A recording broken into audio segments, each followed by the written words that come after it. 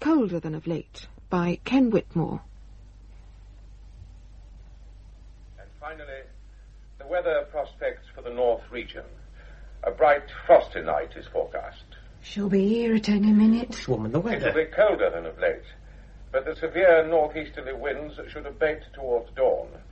And there is a likelihood of snow on the hill. Norman, Miss Moraine. Finish The there, further outlook is for a continuing cold spell with falls of snow, heavy in places, likely to affect the entire region. There, that's her. This is the North region of the BBC Home Service. Now, tell her we want no pencil writing. Now, Get it in ink. Henry You Hall tell her. and the BBC Dance Orchestra. Anybody'd think you were scared of her. All right, I'm coming. Well, you're in a tearing rush to open up to a starving soul, Sarah Minshall. What's the matter? Is the house afire? Oh, Miss Moraine, I'm sorry. I came just as soon as ever I could. Let the old witch freeze to the doorstep. Is that what Norman said? Then you'd get a soft-headed landlord who'd drop the rent to £10 a year. Or maybe not, eh? Here's the rent book, Miss Moraine. Well, let me into the hall, then. Can't see in this dark. Never mind, my fingers dropping off with frostbite. Just mind that step. It's right icy. I can see I threw good brass away decorating these walls for you. Some folk just don't respect other people's property. Norman decorated it himself, Miss Moraine, if you remember, and it's peeling off the walls because of the damp we've been telling you about ever since. Bad paper hanging, more like. This row of cottages have stood here hundreds of years. They're in the guidebooks. A charming group fronting the quaint old High Street. That's what they call them. These walls are as solid as your Norman's head. Now, none of your nonsense, and let's see the colour of your money. See, it's 2 weeks you owe, isn't it? Just let's get me pen. No, it's never. We settle up prompt every week, as you well know. You'd be a right rare one for this day and age if you did that. Did you write this time, as it happens? In pen, please. What'd you say? You're writing it in pencil. Norman says you should write it in ink with a pen. Rent, in a rent book. You can lump it, then. Then I must give you no rent. What's this? Am I suspected of some underhand devious malpractice because I run out of the house without a pen? Here's a pen, Miss Moraine. What? And ink on the hall table here. I do hate to see a mistrustful woman, Sarah. You're a funny little body. Well, give it here. Now, give me the money. Right. Now, in ink. Received February the 18th, 1947, 5 shillings and 9 pence. There. Satisfied? And there's your blessed pen. Thank you, Miss Moraine. Good night. Night, Sarah. Oh, there's just one thing. Norman Minshall. I know you're skulking back of that door. Minshall, I want words with you. Aye? Were you calling me, Miss Moraine? Do they tell me you're doing some work for that Mrs. Peddygord at the Shepherd's Pie restaurant? I'm building an extension for her, yes. Well, just remember you're supposed to be maintenance man at my mill, not odd jobber for the village in general. I don't run a mill for the convenience of a man setting up a business for himself on the side. It's the final warning, Minshall. And if I have to dismiss you, I dismiss you from this house, too. And I'll write that down for you in ink. Good night. Now, watch your footing on that ice, Miss Moraine. Watch your footing. I hope she breaks a blasted neck. Come out of the cold, Norman. Let's get this door closed. Just a minute. What's she driving tonight? Blasted Bentley. Look at that. 75 years old, too mean to employ a rent man, drives around in a damn Bentley collecting her coppers. They wouldn't believe that if you put it in a book. Hellfire! She's going to pull right out in front of that car. Miss Moraine, look out! I daresn't look. Are they all right? Come on, inside. Norman, they might be hurt. Inside. The force she wants us as a witness in her favour.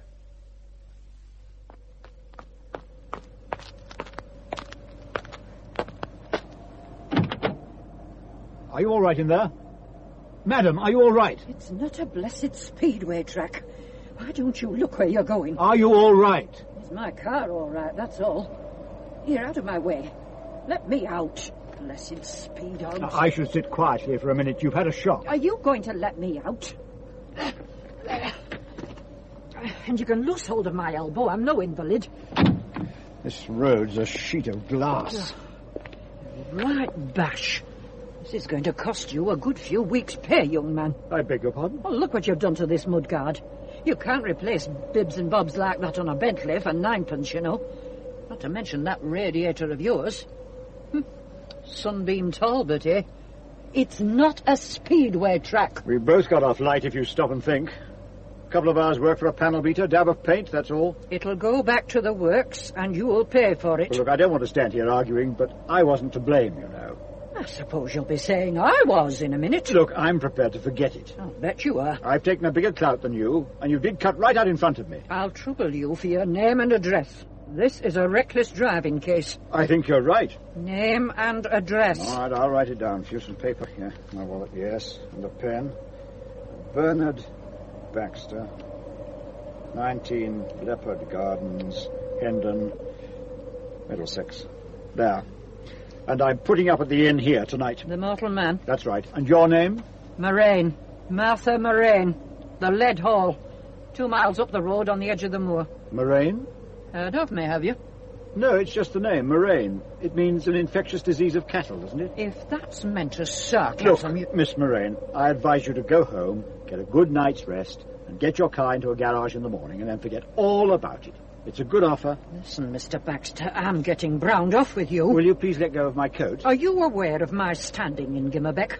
I practically own this dale. The chairman of the bench is a very good and close friend of mine. Let go of my coat. The village police sergeant and me have an understanding.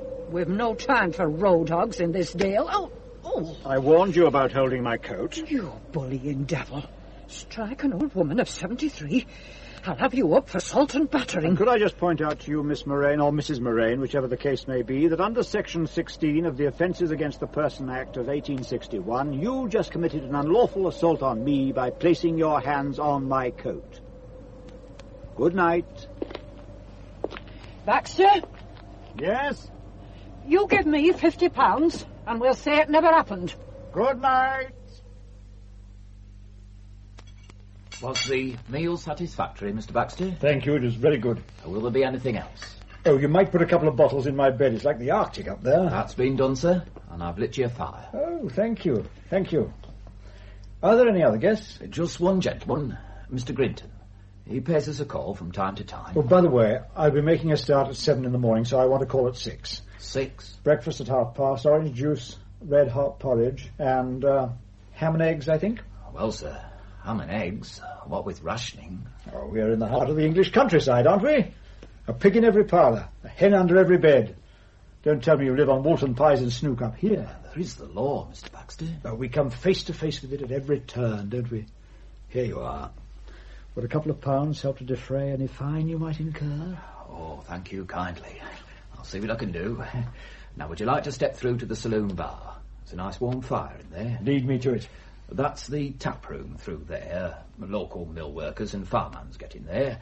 I think you prefer the saloon. Just through here, sir. This way, sir.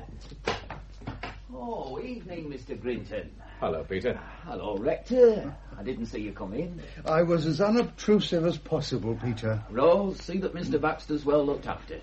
I'll just go and see how your fire's getting on, sir. Now then, sir.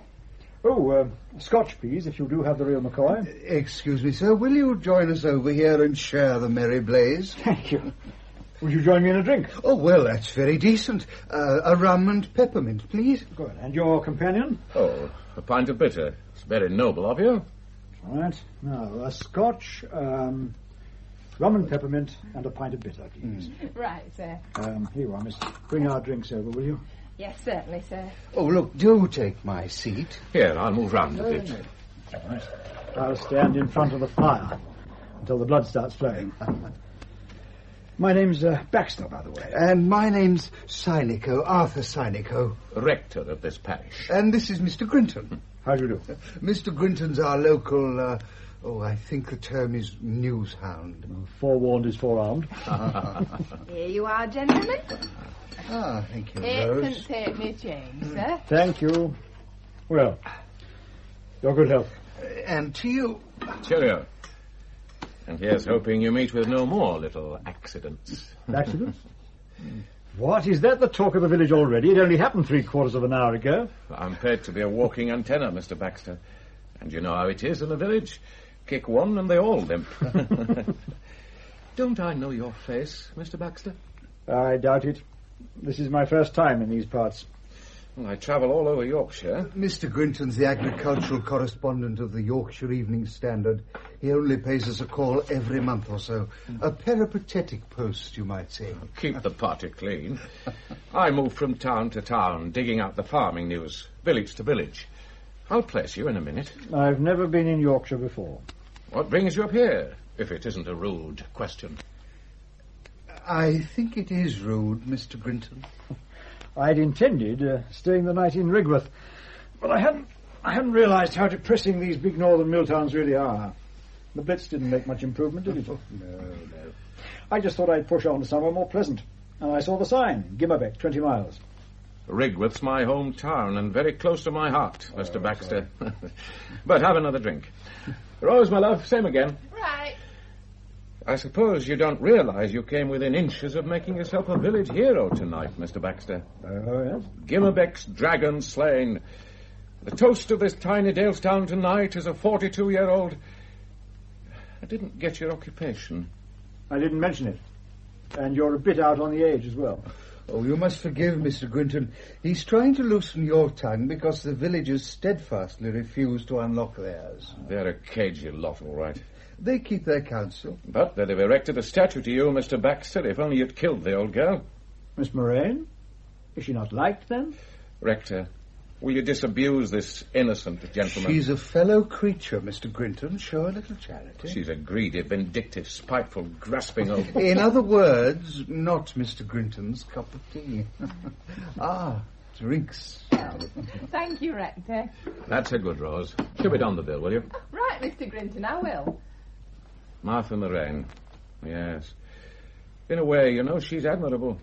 You have to hand it to her. This Dale's in the palm of her hand. Owns most of it. 30,000 acres or more. The mill, the tannery, half the cottages, and the souls of the tenants. Talk about Russian serfs.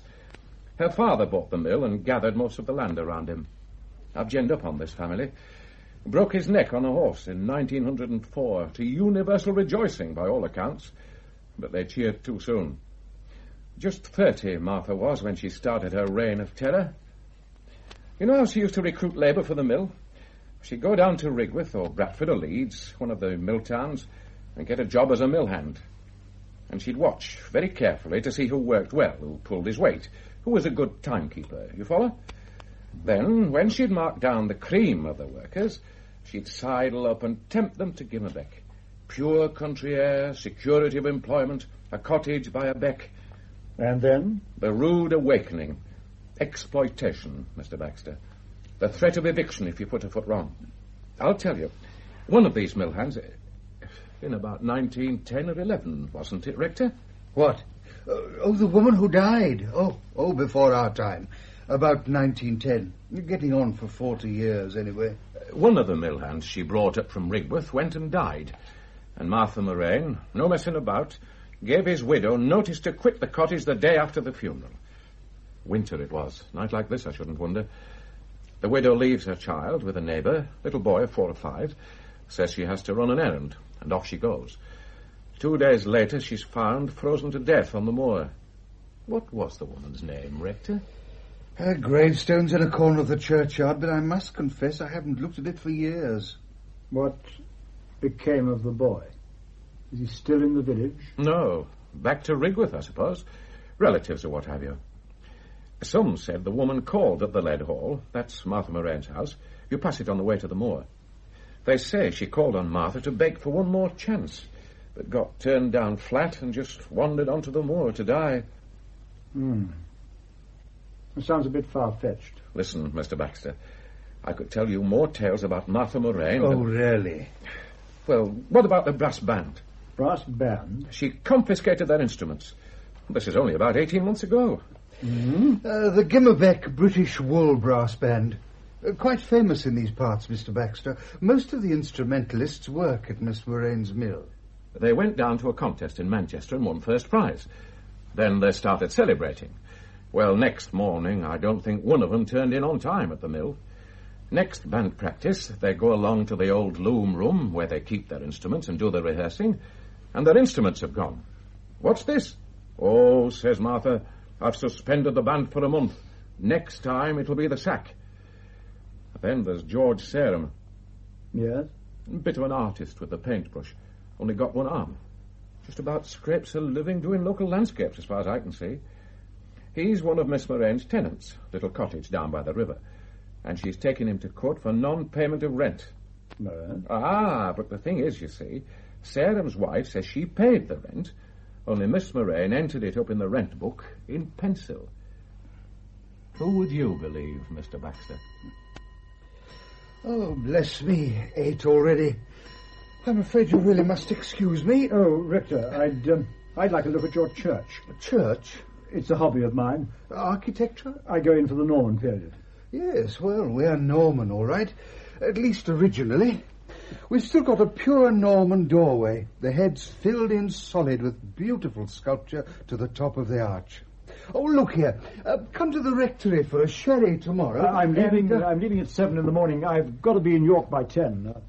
Would you mind if I stroll along with you now? You don't understand. The church is on the fell, you see. The fell? And jolly inconvenient, too. A stiff climb of getting on for a mile.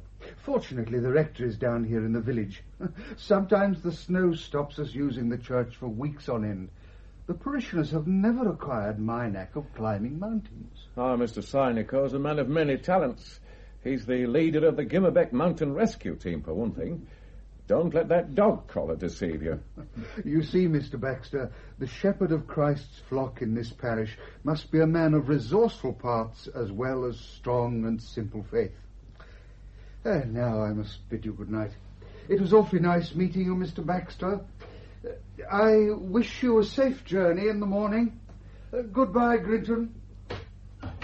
I'll be seeing you. Good night. Skinflint. What did you say? Walking out without buying his round. Strange, that. He used to be very free with his brass once upon a time. I believe his father left a very long stocking. Huh? Plenty of cash. Some good paintings, too, I believe. You know, I wouldn't be surprised if the rector's gambled it all away. He wouldn't be the first sporting parson. And women. What? Right now, it wouldn't surprise me if he's off to see Mrs. Perigord. Oh? Keeps the restaurant just up the road from here. The Shepherd's Pie. A very nice piece, Charlotte Perigord. Well, isn't he married? Oh, yes. Pretty happily, on the surface. Well, I think I'll take a stroll and stretch my legs. I've been driving all day. Where from? You know, I'd kick myself if I leave here without taking a look at that Norman doorway. What's going on in York? How do I get to it? York? The church. Are you serious? Go 500 yards up that fell and you'll die of exposure. The Corpse Road will be thick with ice. Corpse Road? The lane up to the church. Nasty spot to break a leg. Of course, if you want to supply me with a crisp little story for tomorrow's first edition, Stranger Freezes on Fell... All right. You've talked me out of it. I'll go and take a look at the village. Fresh air fiend, aren't you? I like to study the makeup of these little out-of-the-way places. In the dark? There's a full moon. Is there anything worth looking at? On a miserable Monday night in Gimmerbeck.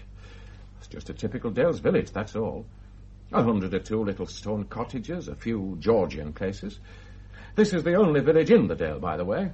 Has the Dale all to itself. Of course, you'll see a few little lights winking up in the hills, the farmhouses. The village is full of trippers in the season, hence the home-knitted woolens and knick-knack shops. The place couldn't survive without tourism, really. Yes, I see. Well, there's nothing of architectural interest, except the church. Well, there are the remains of the lead mines up on the moor. 17th century, I think. But you won't be going up there tonight. Oh, and there's a little stone hermitage, like a tiny chapel. Supposedly haunted, of course. Very remote, between here and the Lead Hall. Miss Morane's place. I still haven't got my bearings. Well, it's pretty straightforward. We're in the village main street, right? The Mortal Man. Go out of here, turn left, and you pass the Shepherd's Pie, the last building in the village.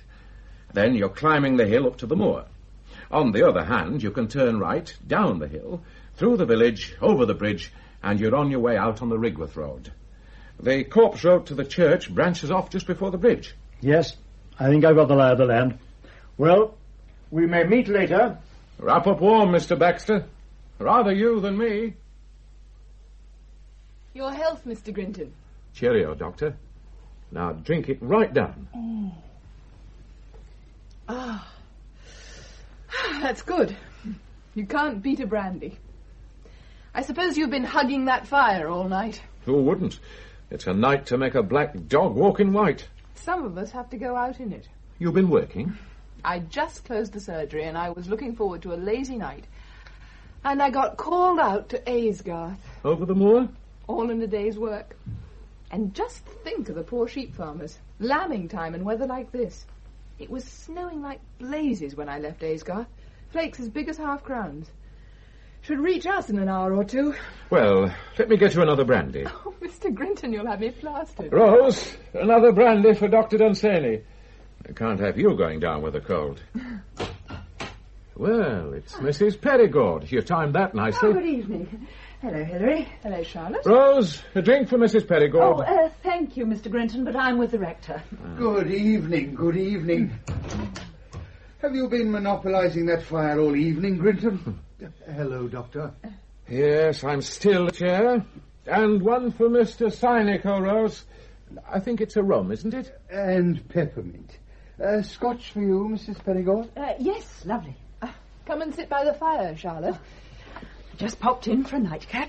Oh, we've had rather a heavy evening of it, ploughing through the parish accounts at the Shepherd's Pie. Mrs. Perigord's our treasurer, you know. Yes. Well, I'll just move these chairs around so you can all get a peep at the fire.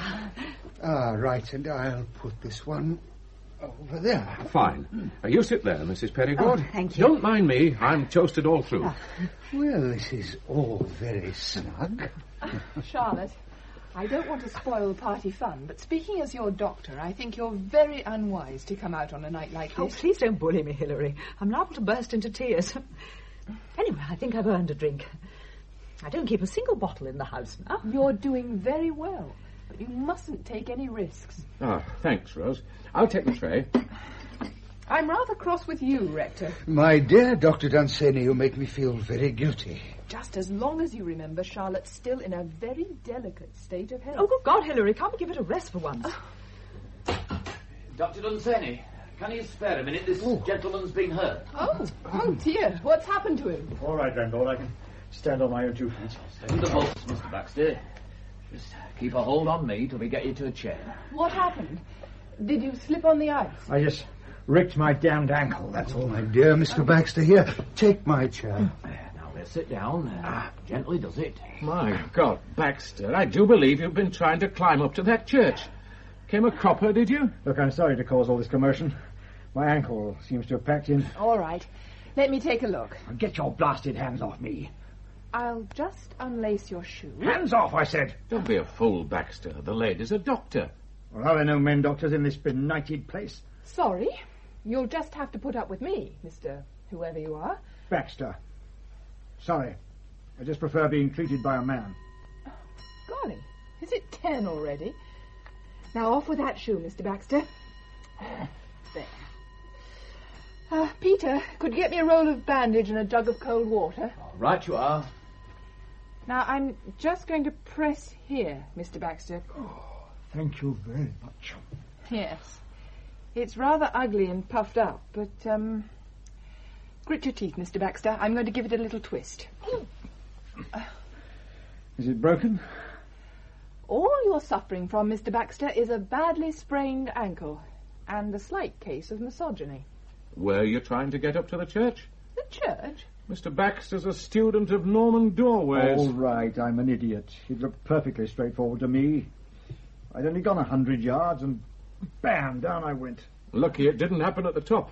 Stranger freezes on fell. Bandages, Doctor? Oh. Where do you want this job? Is he all right? Oh, just down there, Peter. He'll have to scratch from the sprint for a few days, but no lasting damage. I'm going to strap you up, Mr. Baxter. Now, be warned, this water's icy. Oh, dear, this is marvellous. I'm supposed to be in York at 10 in the morning. Well, you won't be driving anywhere on that ankle. Is there anybody in the village who could run me there? He'd be well paid. Robin Lambert, apprentice at the garage. He might do it. Could you get in touch with him, then? I'll slip along and see him now. I think you'd better help Mr. Baxter up to his room first, Peter. Bed's what he needs at the moment. You might get him a stiff brandy first. Right. York, of course. I know who you are now, Mr. Baxter. Really? I knew I'd seen your face before. Inspector Morgan. He goes on trial at York tomorrow, doesn't he? Charged with murdering his wife. You're very well informed for an agricultural correspondent, Grinton. Yes, Inspector Morgan. He used to work for you at Scotland Yard, didn't he?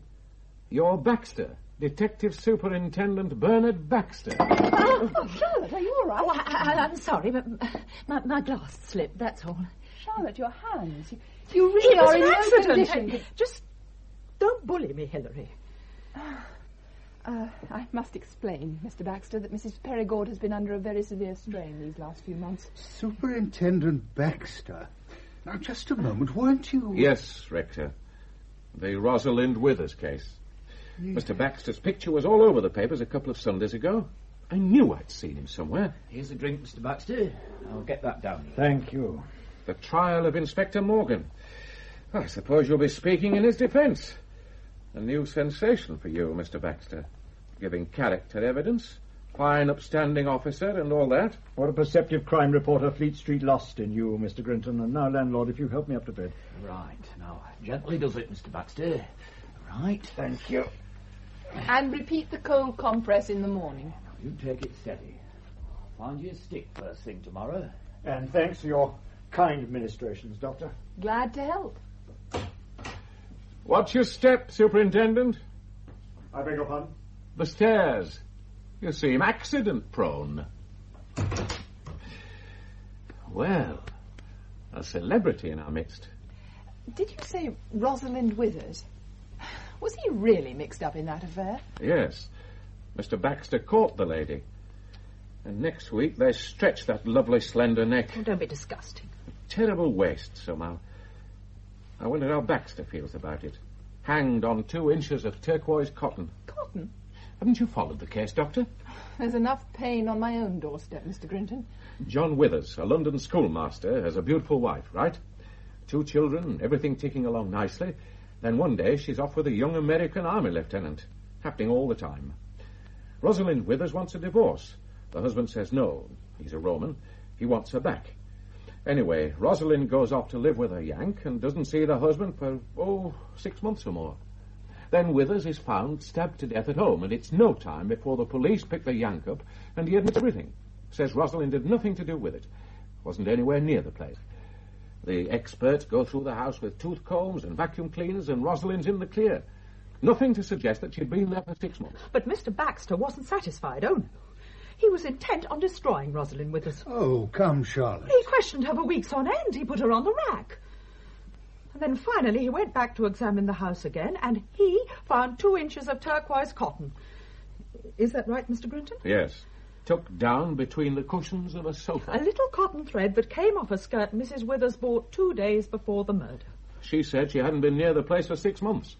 The cotton said otherwise. And it was enough to convict her as an accessory. He set out deliberately to destroy that woman. Charlotte, you're getting terribly overwrought. Are you suggesting that That he Mr. set out to Baxter- destroy her, yes.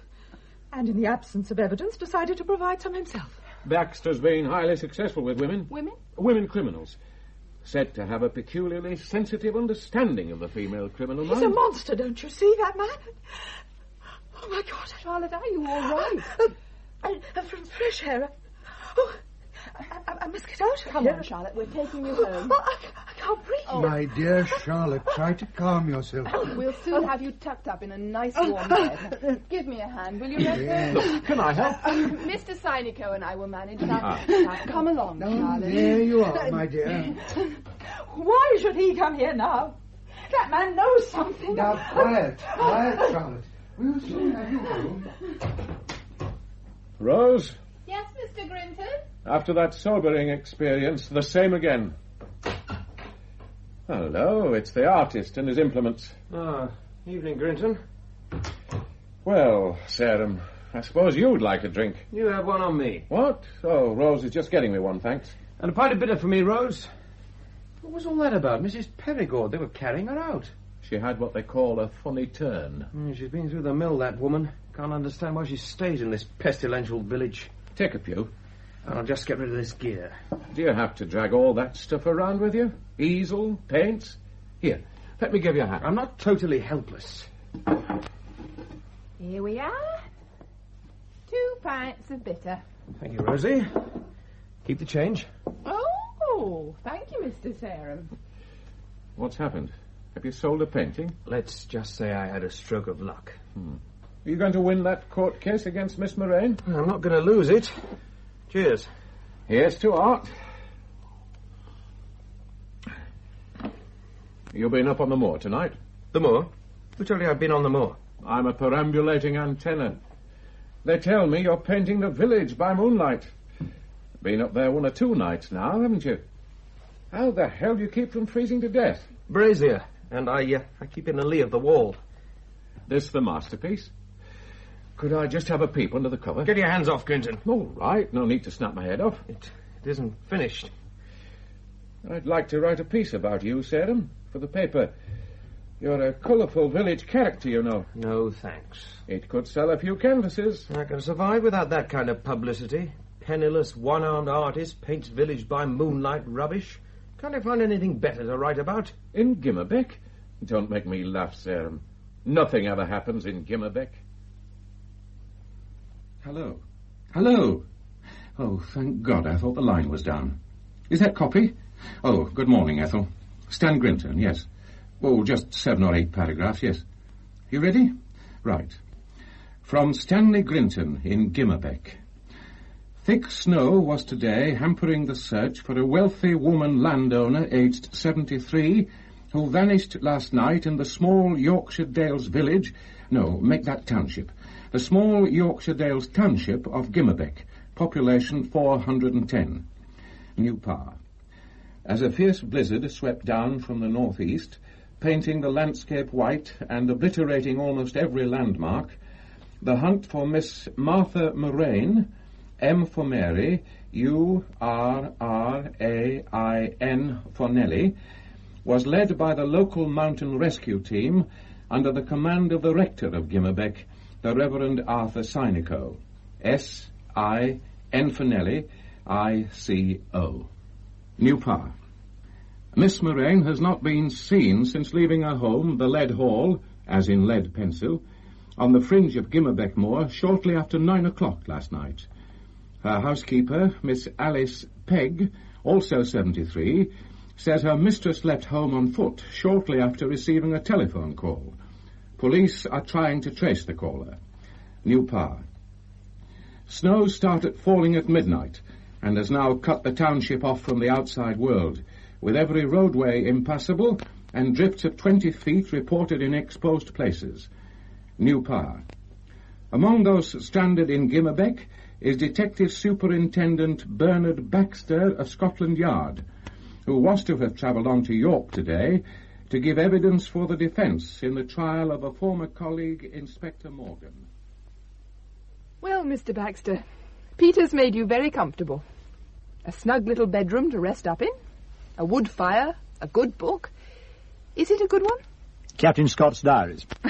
What better for the snowbound traveller?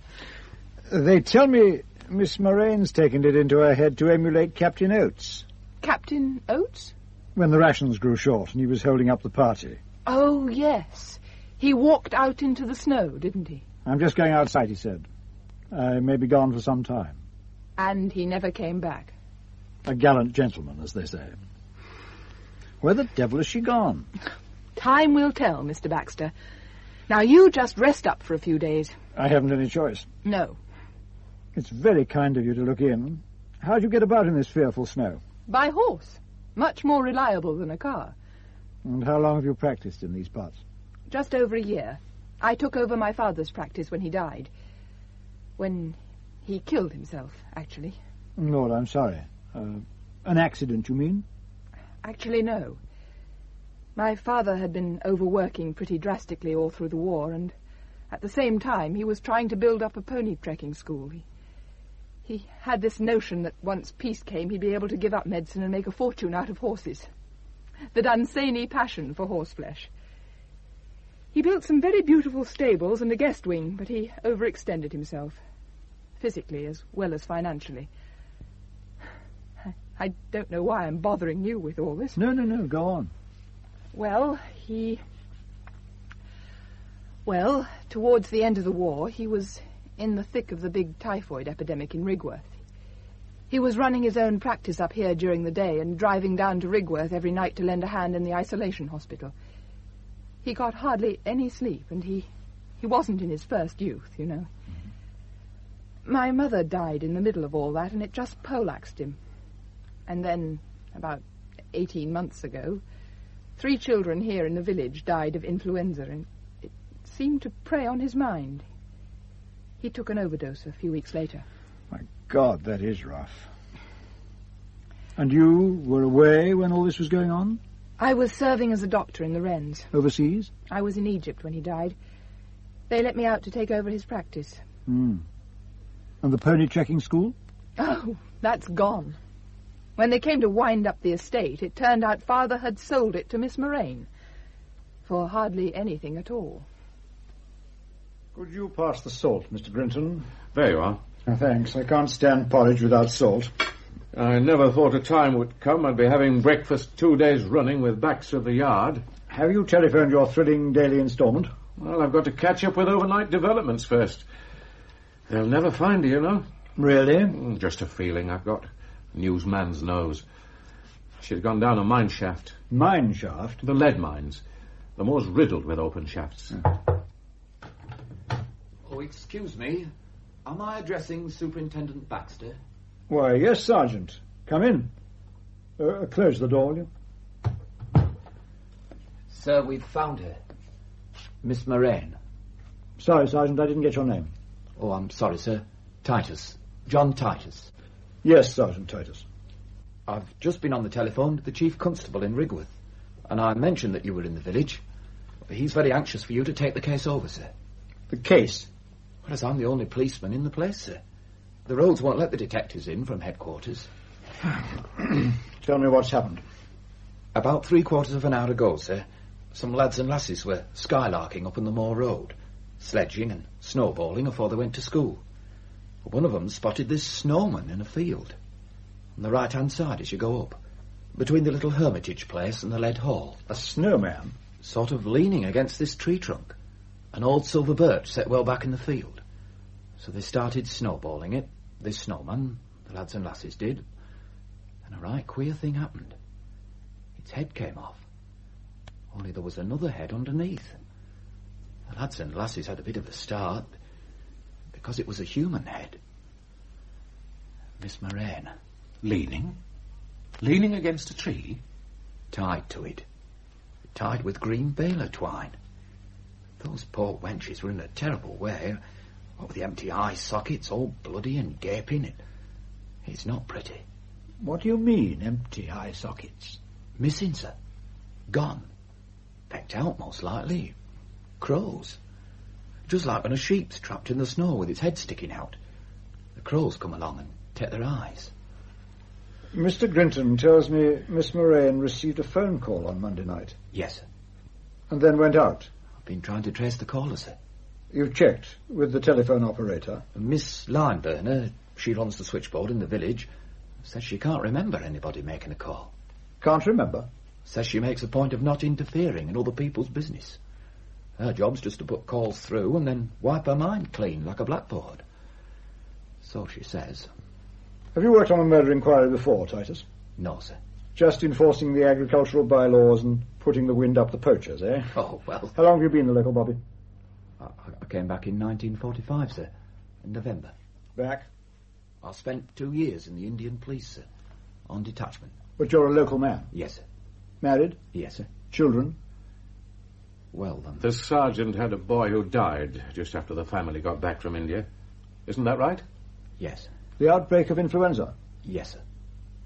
Well, I'm very sorry, Titus, but I'd like to know a little about the people I'm working with. Who were the other children, by the way, who died? The rector's daughter, sir. And Mrs. Perigord at the Shepherd's Pie. She lost her son. Well, I sympathise with you, Sergeant. Now then, we're just a little under strength, aren't we? Do you write shorthand? No, sir. Use a typewriter? Just 2 fingers. That's a nuisance. And I can't work from an armchair, despite this idiotic ankle. I'll need a driver. There's nothing to stop me driving you about, sir. We won't be able to afford the luxury of going about together, Titus. There are jobs for you and jobs for me. Can you rely on a vehicle to get me through this snow? You can have my Jeep, sir. But no driver. Grinton. Yes? You know your way around, don't you? You've been trained to observe. What? You can take down a shorthand note and rattle a typewriter, can't you? Now, just 1 minute, Mr. You can Baxter. drive a jeep. Now, you know the people and the territory. Look, Mr. Baxter, I don't feel inclined to do any dirty work for the police. Oh, you disappoint me, Grinton. Eh? This is a unique chance in the life of a reporter to be right in on the hunt. Think of the story you'll have when it's all over. Are you serious? Are you one of those journalists who combine reporting with photography? Well, yes. Then you're perfect in every way. Could you go and load your camera, please, and meet us outside in 5 minutes? So, and Titus, bring a stiff yard brush with you, will you? Yard brush, sir? That's right. Where are we going? It's time we had a look at the body. Now, where did I put that confounded walking stick?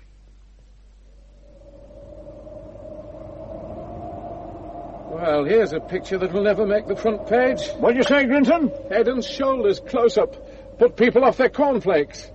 How many more do you want? Just fire away until the camera's empty. Is there any way of telling how long she's been dead, sir? It's a question of body heat and the degree of rigor mortis, and as she's frozen stiff, that's out of the question. Now, this brush, Sergeant, give it here. This is what I want you to do, see? Just brush the snow away.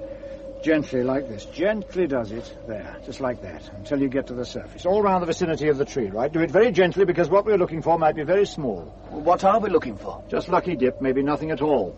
Right you are, sir. Baxter. Yes, all right, I'm coming. I can hobble over there. Well, what is it? Do you notice anything funny about the way she's tied up? These knots. Yes, I've been admiring them. And look at the gag. A bit of twig pushed through the knot. Yes, a very cunning slip knot. If I removed the twig, pulled this little tag, the gag would just come undone without any effort. I think we'll find her hands are tied behind her in the same way. Now, come. Round the other side of the tree. There, see? The killer got her standing against the tree and walked in circles, winding the baler twine round her and the tree a few times. Not too tight, you see, just so that it secured her without cutting into the flesh. And look how it's all tied up. One efficient little knot behind the tree. And a twig. A twig to stop it slipping. Just take out that twig and pull the end of the twine, and she'd undo like a statue unveiled by royalty. But what's the idea? You tell me. Sir. Yes, Sergeant? Blood, sir. All right, I'm coming. Oh, blasted ankle. Now, where's this blood? There, sir. Under the eyes. 2 bright red spots. Bring that toolbox over, will you? Did you say blood? Where? There, see? 2 little red spots, smaller than farthings. What would you say? 8 to 10 feet from the body. Is that blood? I doubt it. Here's the toolbox, sir. Chisel and mallet, please. Right. Now, we'll just chip out this little square of ice. There. Now, to lift her up tenderly. Got it. 2 little red spots sandwiched between 2 little panes of ice. Jolly pretty. Titus, just slide your hand inside my breast pocket, will you? You'll find a sheet of white paper and an envelope. Here we are, sir. Thank you. Now, I'll put the little pane of ice on the paper and fold it once, twice, 3 times, and into the envelope. Fine. Here you are, Sergeant. Well, what do I do with this? Take it back to the mortal man. I'll pick it up when we get back. Oh, and measure the distance from here to the body. But, sir... Yes, Titus? It'll melt. The ice inside the envelope. Yes, that's right. Now, come on, Grinton. I'm afraid I'll have to lean on you again. We'll see you at lunchtime, Sergeant. Where are you going now, Mr. Baxter? To see Miss Morane's housekeeper at the Lead Hall.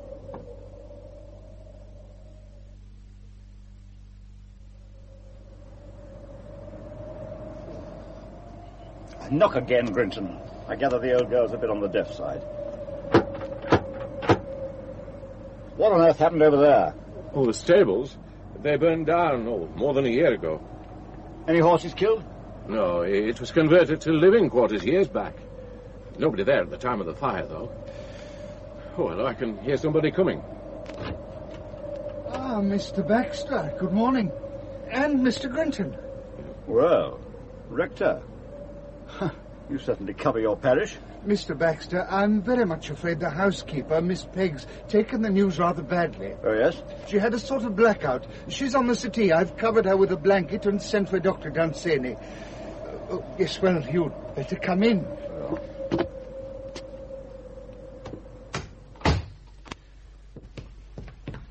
Well, there she is. Looks as if she's given up the ghost. That doctor had better be quick. What the hell did you say to her, Synico? I broke the news as gently as I could. What business is it of yours? Who told you about this murder, anyway? There's no need to take that unpleasant line, Mr. Baxter. Consoling the bereaved is one of my duties. And I imagine Sergeant Titus told me the body had been found so that I could call off the search. Where did Miss Moraine keep her private papers, do you know? Really, Mr. Baxter, my knowledge of this house is as slight as yours. There's a room there marked office. Well, come on. And you, Rector. Ah, yes. Here we are. Now come in, Rector. Oh, very nice. A lovely outlook, too. Stand still for a moment, both of you. I beg your pardon? What do you make of that? On the carpet, over by the desk. What? Oh, a damp patch. Look, and another one here. Imagine mucking up a beautiful antique carpet like this with wet boots. Doesn't it offend your aesthetic sensibilities, Rector? I've no idea what you're driving at, Mr. Baxter. Of course, you've never been in this room, have you? No. I have it. Miss Pegg took a stroll in the snow and then came in here to wipe her shoes on this handsome bit of Aubusson. Do you know anything about paintings, Rector? Not as much as I'd like. These two, for example. Now look. Unless I'm mistaken, they're very fine. I wouldn't know, Mr. Baxter. In fact, this one's a Delacroix. Really? Yes, and this one... yes, a Turner. Oh, you're obviously an expert, Mr. Baxter. Well, it doesn't take an expert to recognize a Turner.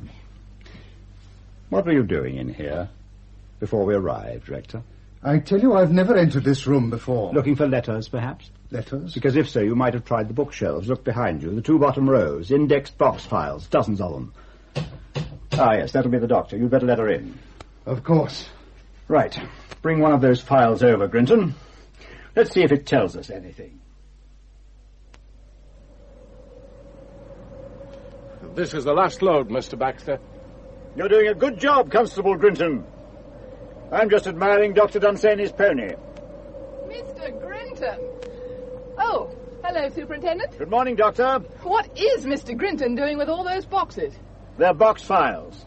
Miss Moraine's private correspondence for the last 40-odd years. I'm taking them away to study at my leisure. 41 boxes of bump. It's an absolutely appalling thing to have happened. Surprising it didn't happen long ago. What do you mean? She was a first-class candidate for murder. How's Miss Pegg? Well, she's had a terrible shock, but she'll pull through all right. I'm getting a woman from the village to come and look after her. I'd like to ask her a few questions. I'll give her a couple of days to get over it. Of course. I'm just admiring your pony. Victoria? There, girl. We'll be off in a minute. I put more faith in Victoria than in any motor car. A fell pony, isn't she? Yes. Born wild up in the Lakeland fells. Do you know about horses? I had a brief spell with the mounted police in the remote past. I say, it's a very ingenious little knot you've hitched her up with. Have you noticed it, Grinton? Pardon? By George! Yes, it's a clever little slip knot. Held secure by a pencil, isn't it? Oh, that, yes. It's just to facilitate a quick getaway. Look, I'll get on and show you. There, little lady. Now, see, I just removed the pencil. So, and we're free to go. Goodbye, gentlemen. See you later, no doubt. No doubt.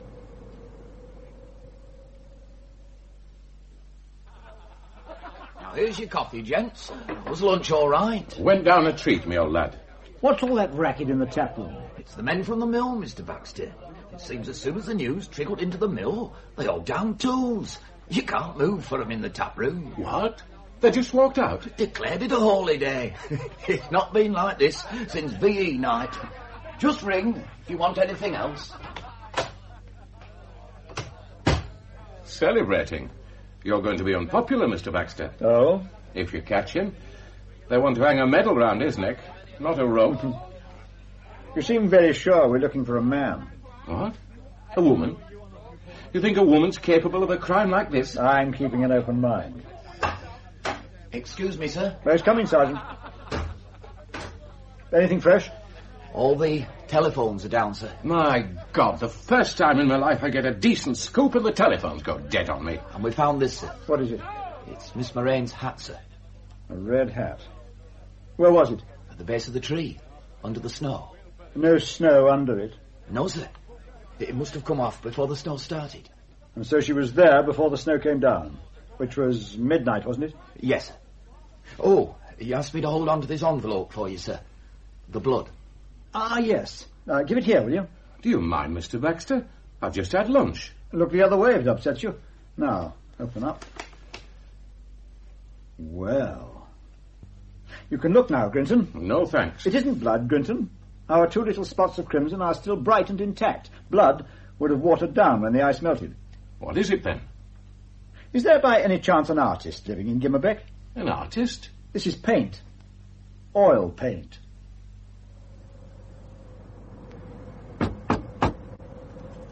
You say the wife's a bit feeble-minded. Very beautiful, but very childish. Miss Moraine ran rings round her. Yes? Mrs. Sarum, is your husband at home? George went down by the river with his sketching book. Who are you? I'm a policeman. Can we come in? Police? Well, George says that rent business is all finished with. Now Miss Moraine's dead, we're in the clear. No, it isn't about your rent, Mrs. Sarum. Well, I paid the rent, honestly, sir. She wrote it down with a pencil and then rubbed it out. Let us in, woman. Can't you see we're shaking with cold? Come on, Grinton. Well, George said to let no one in. What is it you want? Just show me where your husband keeps his painting things, his studio. Listen, Baxter, don't you need a search warrant for this? Do you suggest we have one dropped by parachute? What's through here? Well, you can't go in there, sir. George doesn't allow anybody in there. Yes. Ah, well, this is it, Grinton. Come and take a look. I say, there must be hundreds of canvases in here. An industrious man, George Sarum. Well, what are you looking for? His work in progress, yes. The easel, over there by the window. It's covered up. Well, let's have a look at it.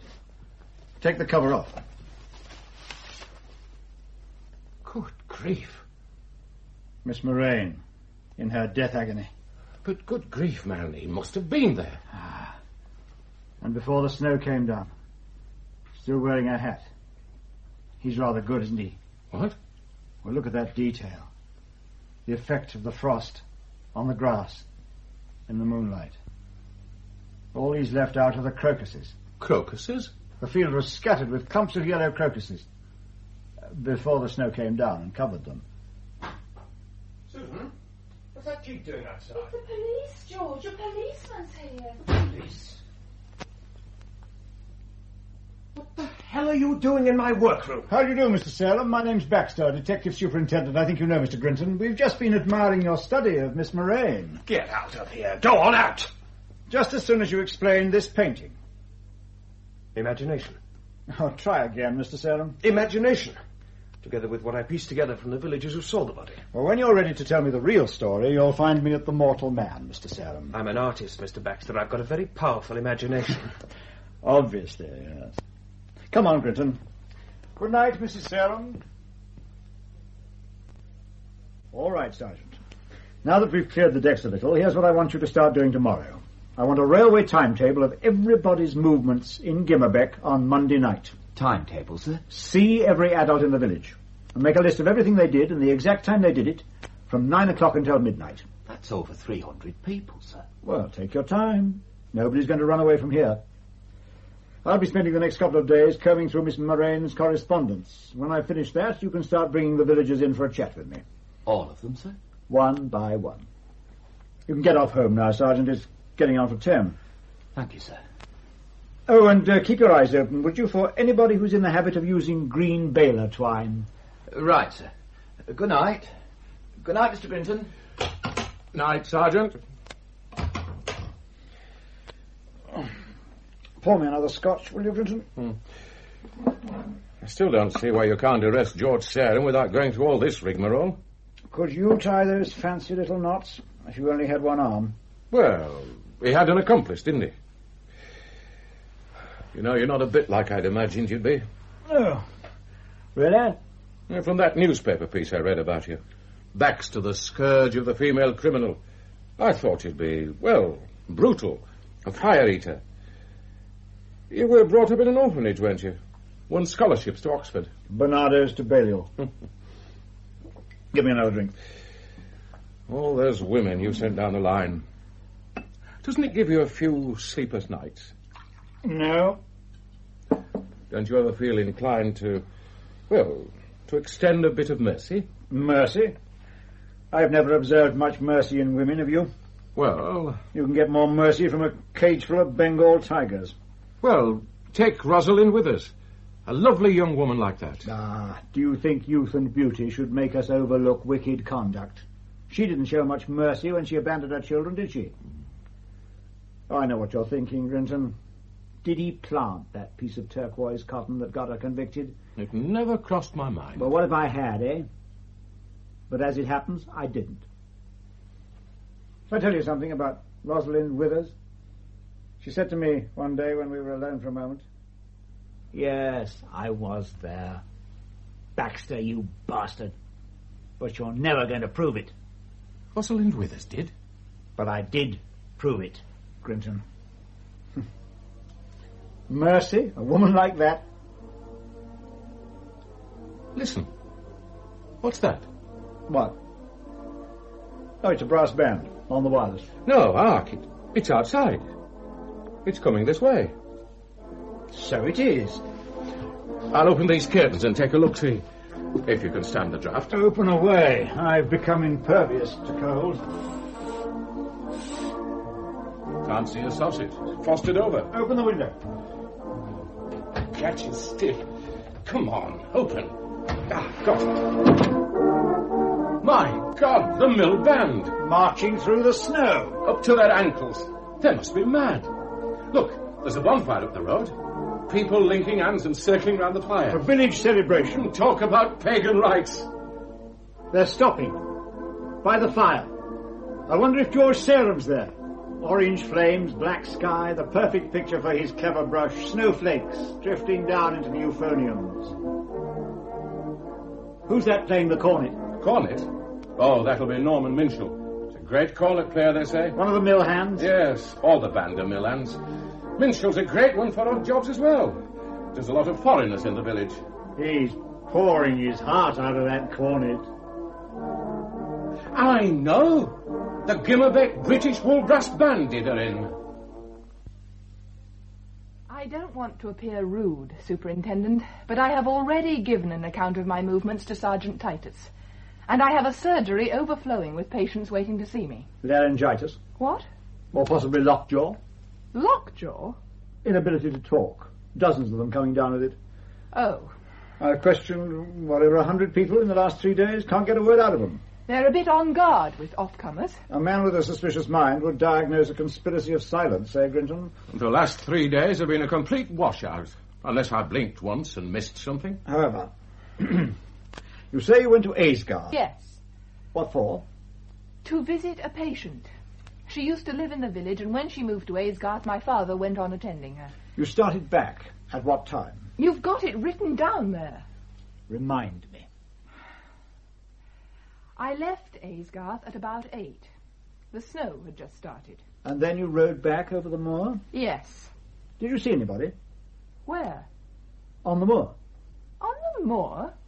George Sarum was painting on the moor that night. It's a big moor, Mr. Baxter. You left the moor and rode down into the village. Yes. Past Miss Moraine's house? Yes. Past the field where she was tied to the tree?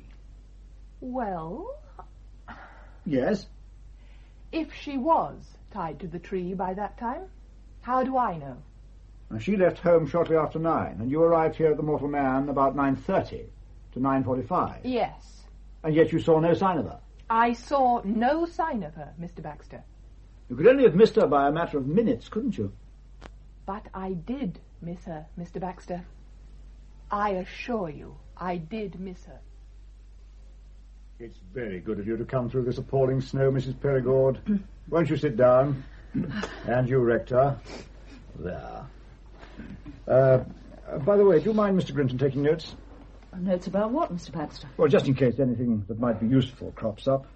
You know, we've had something like 300 people in here for questioning over the last few days, and Grinton's faithfully recorded their every syllable. Would either of you like a drink, by the way? It's only 5 o'clock, Mr. Baxter. The bar isn't open yet. I have my own supply. Not for me, thank you. Mrs. Perigord, a small whiskey? Well, thank you. Yes. This weather chills the heart, doesn't it? I don't know how you feel, but I feel entombed in this place. There you are, Mrs. Perigord. Thank you. Yes. 7 solid days of snow and ice. They tell me half a dozen wild ponies were found dead standing on their feet on the edge of the fell this morning. Huddled together for warmth, poor devils. And we'd be in much the same way if the RAF hadn't dropped us those consignments of food. Could we come down to brass tacks, Mr. Baxter? Why, yes, Mrs. Perigord, of course. Could you tell me why Miss Moraine was blackmailing you? I beg your pardon? Miss Moraine kept a copy of every letter she wrote over the last 40 years or more. Just let me read one to you. Now, this is dated the 9th of January, 1946. About a month after your son died, I think. Dear Madam, I am, as you know, ever desirous of diversifying my interests in this dale, and the Shepherd's Pie restaurant seems to me an investment which could be put on a sound footing given the benefit of my business acumen. I therefore propose purchasing a 50% share in the establishment, and for this I would pay £800. I think our partnership would stand proof against anything but a visitation of pestilence. I don't call that blackmail, I call it impudence. How much did you pay for the Shepherd's Pie? £3,000. And when was that? I came here 3 years ago, February 1944. My husband was killed in the Western Desert the summer before. Had to do something to support my child, Mr. Baxter. You know, a lady ruined by the war and forced to turn her hand to trade. Miss Moraine wasn't discouraged by your first refusal, was she? By your repeated refusals, in fact. Look, more letters. They came at roughly monthly intervals, and each time, this is the thing I find really puzzling, the price she offers becomes smaller. £750, £600. And always that curious remark at the end of her letters, I think our partnership would stand proof against anything but a visitation of pestilence. And then finally, 2 weeks ago, she offered £500 and wrote as follows. Failing settlement on these terms within 28 days, the consequences will be as unpleasant as a visitation of pestilence. Now, can you tell me what she means? Pestilence. She was mad, Mr. Baxter. Isn't that obvious? Could I turn to you, Mr. Seinico? Perhaps you could tell me why Miss Moraine was blackmailing you. Mr. Baxter, you really have entered the realms of fantasy and penny dreadfuls. Would you describe yourself as a rich man, Rector? I keep my head above the tide. You inherited a large sum 3 or 4 years ago. How much was that? Well? £19,000. And some paintings, I think. Just 2. A Turner and a Delacroix, in fact. Yes. Which we saw the other day at Miss Moraine's. Yes. I have a letter here where Miss Moraine offers to give them wall space. She says the rectory is unsuitable, too damp. And if anything happened to the paintings, it would be as distressing as, here it is again, a visitation of pestilence. Did she take the £19,000 as well? Why on earth should she do that? You still have it? I'm afraid I gambled it all away, Mr. Baxter. That was good going. The visitation of a pestilence, Rector, what does that mean? I really don't know, Mr. Baxter. Could it be gambling, do you think? We struggled up the hill to see Miss Morane's housekeeper yesterday, didn't we, Grinton? Miss Pegg. She's still very low, Rector, but she did manage to tell us what Miss Morane said about that telephone call that took her out of the house on the night she died. The fools agreed to settle. That's all she said. And then she put on her hat and coat and went out. The fools agreed to settle. Now, it could mean one fool or several, couldn't it? And then Miss Pegg said something very curious. I happened to mention the fire that destroyed the stables at the Lead Hall, and she said it was a mercy it hadn't happened while the sick children were still there. I asked what sick children she meant, and she broke down. I couldn't get any more out of her. Could either of you enlighten me about these sick children? No, I thought not. On our way back from the Lead Hall, I decided it was time I had a look inside the little hermitage. I understand it's church property, Rector. I'm afraid I had to pick the lock. That was an unwarranted trespass, Superintendent. What would you call it? A shrine? We found these 3 photographs on the, what do you call it, the altar. 3 children. Why couldn't you leave the place in peace? I had to identify the photographs. Grinton didn't recognize any of them. And now you know, Mr. Baxter. Yes, the landlord identified them. Your son, Mrs. Perigord, and your daughter, Mr. Sineker, and I believe this is the son of Sergeant Titus. We committed no crime, Mr. Baxter. I don't see what connection there can be between our private griefs and your inquiry. You don't? A shrine where you went secretly, the 2 of you and Sergeant Titus, where you went by night, furtively, to light candles and kneel before the images of your dead children. Why? To seek their forgiveness, to make atonement to them, to salve your consciences. They died young. They were all we had. Influenza? You still mean to tell me they died of influenza? You could see the death certificates. Signed by Dr. Dunsany Sr.? Yes. Who shortly afterwards killed himself. The man who took your children to the Lead Hall, where the stables were hastily turned into a hospital for treatment which ended in the death of all 3. They died of influenza. And yet you carried on this highly peculiar and what seems to me very unhealthy form of child worship. And you go on torturing yourself, Mrs. Perigord. Your nerves have been in shreds ever since, and if I'm not mistaken, you go in for a good deal of drinking. Oh, really, Baxter? I lost my husband and then my son. Wouldn't you drink? All right. Just one more question for the moment. Mrs. Perigord, I understand you've been making big changes at the Shepherd's Pie. We're extending into the barn, yes. It gives plenty of work to a handyman like Norman Minchell, doesn't it? Minchell? Yes, quite apart from his job at the mill, I believe he's a one-man building and joinery firm. He's doing your extension, isn't he? Yes. Now, I see from your statement to Sergeant Titus that on Monday you were at home all evening at the Shepherd's Pie until about 9:45. Yes. And then you came here to the Mortal Man for a nightcap with Mr. Sineker. You may remember, we met briefly. We spent the evening going through the parish accounts. In your living quarters over the restaurant? Yes, yes. And you can corroborate that, Rector? That's what happened. Well, it's just that Norman Minchell claims he called at the Shepherd's Pie about 8:30 and could get no answer. But he never comes on Mondays. He said he'd left his spirit level behind. He needed it for some other foreigner he was working on. There was a light burning upstairs, but he could get no answer. I do believe the wireless may have been on rather loud. He returned again at 9:30. Light still burning, but no response to repeated knocking and ringing. Oh, Mr. Minchell must be confused. Why do you keep baler twine, Mrs. Perigord? Baler twine? Green baler twine. Grinton and I happened to take a look round your outbuildings a couple of days ago. It was Grinton who came across it, a roll of green baler twine. You searched my outbuildings? Why? It was in the old saddle room. But that faces onto the road. The doors are never locked. Don't you see? Anybody could have gone in there and taken it. What do you need with baler twine? I use it to cover lampshades, to make table Oh, no, what are they trying to do to me? Oh, just keep calm, Charlotte. You're perfectly innocent. Oh, innocence means nothing to him, can't you see? A couple of yards of baler twine, 2 inches of turquoise cotton.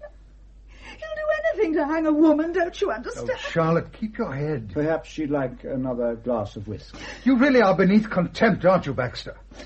Come on, Charlotte. I'm taking you home. Oh, why does he want to hang me? Come on, out of here. There's nothing he can do to hurt you. I assure you. All right, I'm coming. What's all this about? Grinton! Let me in, Titus, quick. Listen, it's after 1 a.m. That's right. Knock your snow all over the carpet. Titus, listen. He's gone up to the church. Baxter has? I thought I'd better warn you. The church? Well, then he'll kill himself. Save us all a lot of heartache, won't he? He's gone on a ruddy horse. He's what? He was sitting there all night, after the rector and Mrs. Perigord had gone, staring into the fire and swigging his whiskey. And then, about half an hour ago, he suddenly turned to me and said, the parish registers. Parish registers? He said the rector would have entered the true cause of the deaths in the parish registers. Clever swine. Did he? God knows. And then he got me to drive him to Dr. Dunsany's. He borrowed her pony and started off up the hill. She let him go? He was in no mood for arguing. OK. Now listen, Grinton. Go and tell the rector what's happened. Tell him to get his climbing gear on and meet me at the bridge as soon as he can. That's a lethal-looking shotgun you've got on the wall, Sergeant. Shotgun? Don't tempt me, Grinton. Now move, man.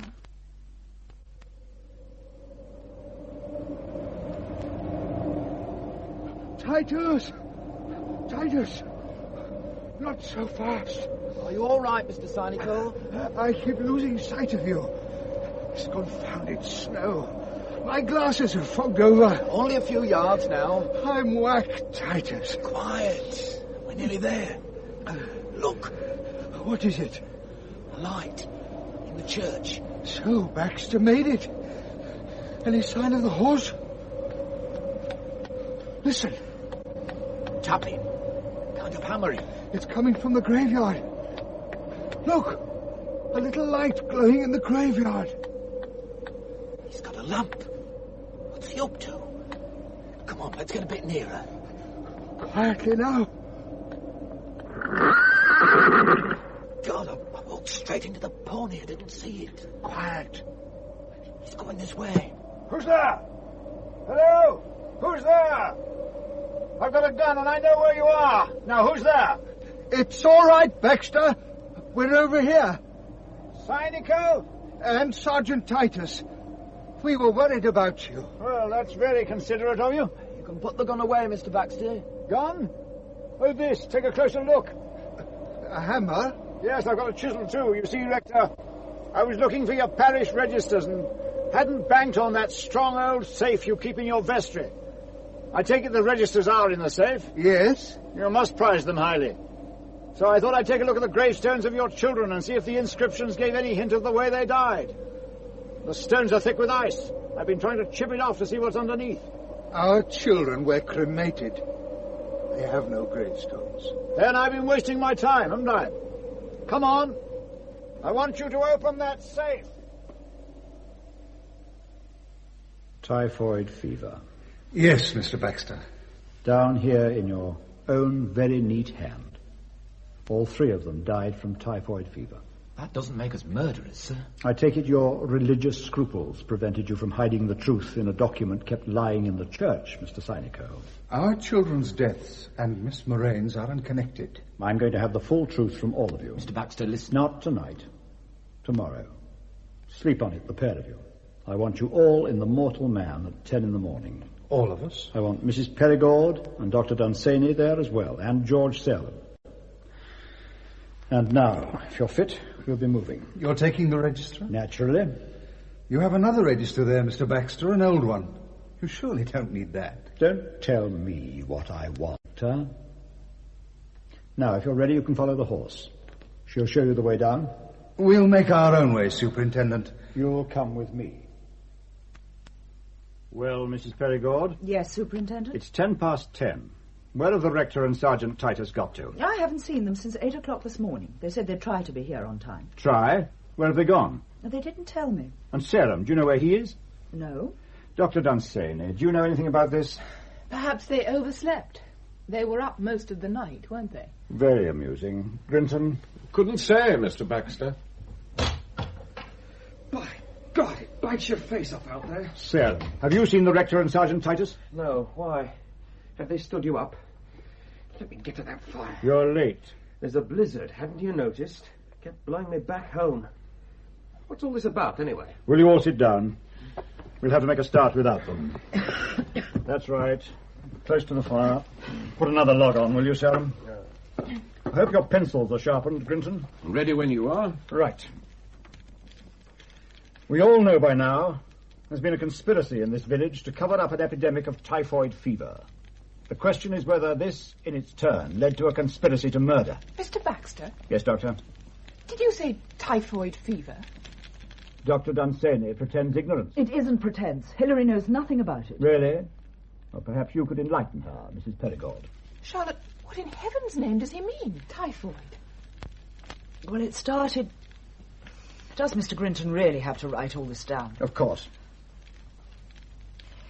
It all started when Sergeant Titus came back from India. Oh, the foolish man was too impatient, that's all. They told him he'd have to wait for a passage, but he was anxious to get home. His wife hated the climate. And so he approached some people he knew in the RAF, and they arranged him a series of hops home by aeroplane. None of this would have happened if he'd waited for the boat. There'd have been medical checks. We could see his boy was none too well as soon as he got here, but we put it down to the long journey. He played with our children a couple of times, Arthur Synico's and mine, and then he collapsed.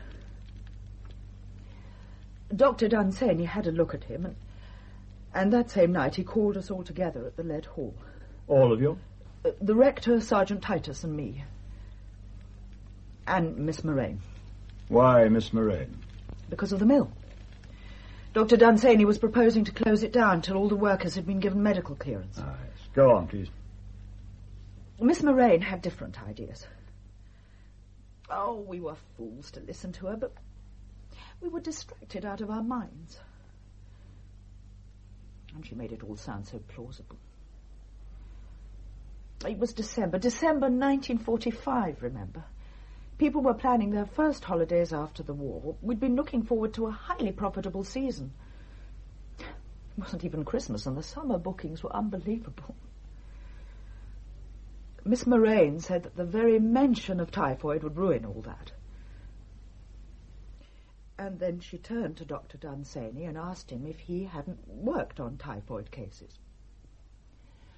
And when he said he had, but the patients had to be isolated, she asked what was wrong with her stable block. And it just snowballed from there.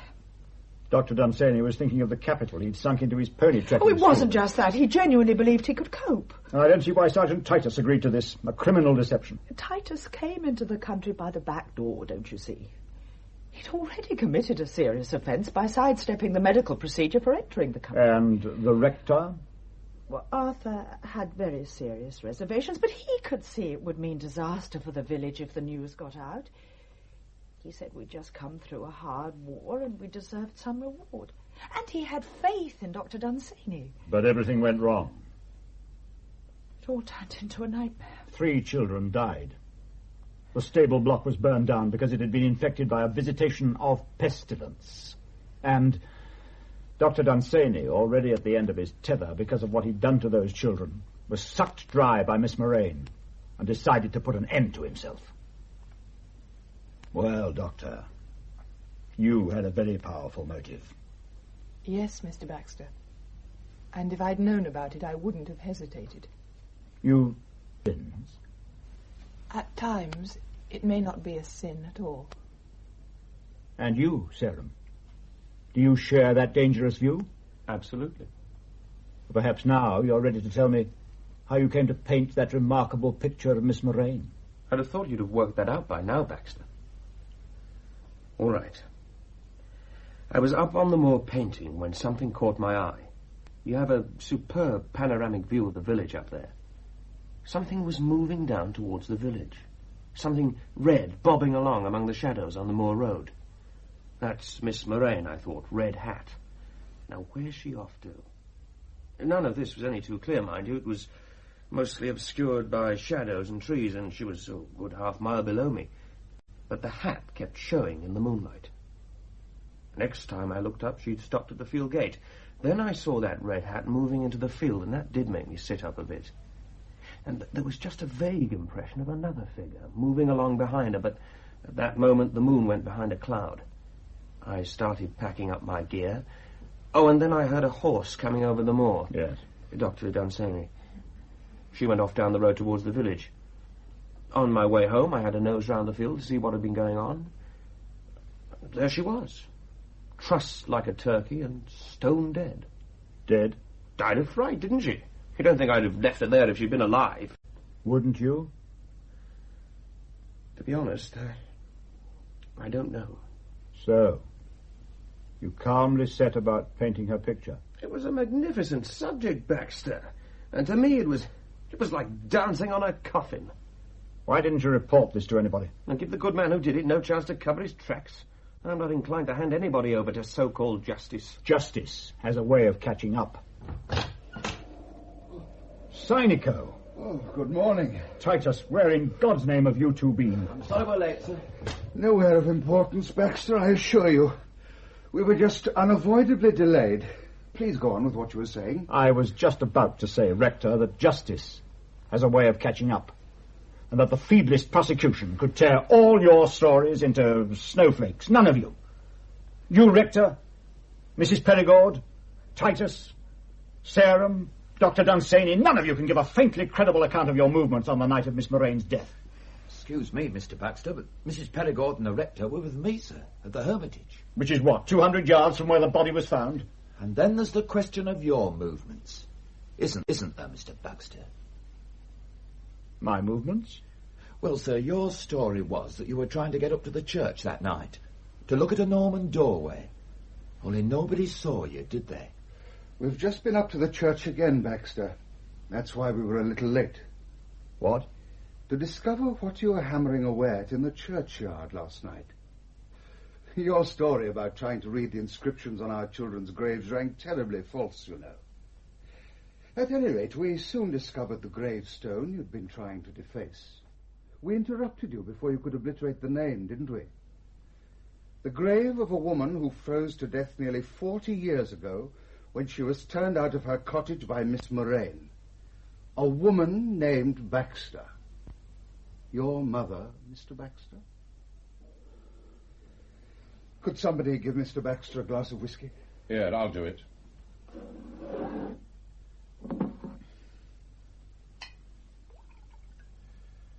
There.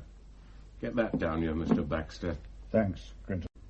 That old church register you brought down with you last night, Mr. Baxter, that was for 1909, wasn't it? The record of her burial. I suppose you've torn the page out and burnt it. A pity, that. What led to these, speculations? It was something you said to Mr. Grinton. You said the field was full of crocuses, yellow crocuses, before the snow came down. Except, as far as anyone knew, you never saw the field till it was covered in snow. I could have cut my tongue out the moment I said it. Grinton didn't seem to notice. And since then, we have been wondering about you, Mr. Baxter. But we were far from sure. We couldn't understand why. We haven't your brilliant analytical mind. No, my God, you haven't. Mind is lacking. Guts is lacking. Heart is lacking. A population of 400 fools and cowards. Cowards, Mr. Baxter? It wasn't we who murdered an old woman in cold blood. 40 years. And what opposition did you put up? Oh, what are you suggesting, that we should have murdered her? How many lives had she ruined and destroyed? Civilized people are held back, Mr. Baxter, by their consciences. While their families and neighbours suffer, and the wicked thrive. If you tolerate evil, don't you see, you're laying up trouble for everybody. There wasn't one man among you with the guts to say enough. So you calmly planned to come here and commit murder and place the blame on us? You're the guilty ones, morally. That's why I wanted you in the dock. And I think I could have brought it off, but for that one slip of the tongue, I'd have been well pleased to see you hang the whole village, if necessary, for cowardice in the face of the enemy. But planned? No. No, it wasn't planned. It was quite spontaneous. You'd better write this down in your notebook, Grinton. Mr. Baxter, I'm going to have to ask you... Let him finish, Sergeant. No, it wasn't planned.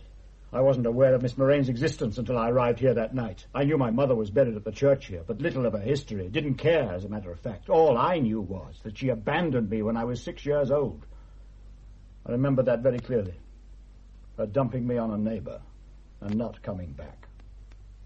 All my life, I had never forgiven her for that. Anyway, I was in Rigworth and I decided to pay a call on my birthplace, visit her grave.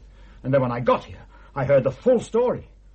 And I just decided that woman had to be taken care of. It was done on impulse, like all the best murders. I phoned her up and said I'd give her the £50 she wanted for the damage to her car. That woman would have gone anywhere for £50. Remember what she told her housekeeper? The fools agreed to settle. I walked up the hill, working out how I'd do it. Everything seemed to be on my side, no people about. I needed a rope, and the saddle room door was open at the Shepherd's Pie. I cut off a length of baler twine and carried on up the hill. After that, it was a piece of cake. She was just as weak and pathetic as all of you are when it actually came down to it. Went meekly as a lamb. I tied her up and finished it off with slip knots. The plan was to come back here and then go out to her at 4 a.m. She'd be dead by then. I was going to untruss her. Those knots come apart quite easily, don't they, Doctor? And then leave her lying in the field as though she'd simply frozen to death. Had a fall, possibly, or some kind of seizure. By 7, I'd have been away from here. By the time anybody got suspicious, if they ever did, I'd have been forgotten. But I sprained my ankle on the way back. No chance of getting out at 4 to tidy her up. And then the snow came down. And then the snow came down. And it's still coming down. You know, the moor, all at once, seems a very attractive place. Nothing but miles of clean snow. Mr. Baxter, where do you think you're going? Have you ever heard of Captain Oates, Sergeant? Captain Oates? Let him pass, Sergeant. Thank you, Rick. I'm just going outside. I may be some time.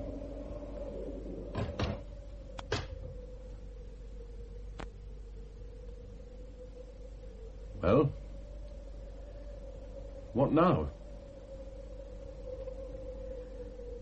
Somebody put a log on the fire. It's gone very chilly in here.